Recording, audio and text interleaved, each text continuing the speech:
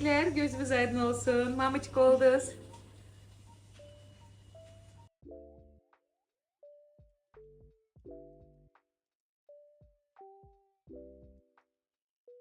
Təklə hamala safhasına 2.840 qram, boy 49, cinsi olan sağlam düz. Tebrik ederim. Büyük oğlan olsun. Oy maşallah.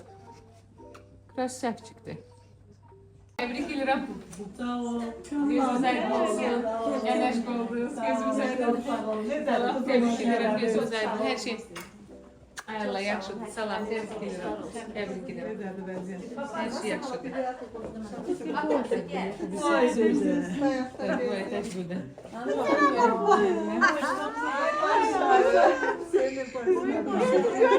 Ben çayda çok şükürler. Ayten bir kopya beğendim. Ben de ayten çok şaşırdım.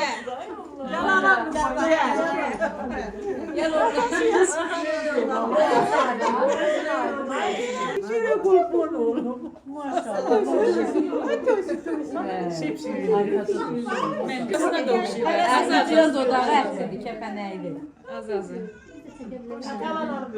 Benim de bir de.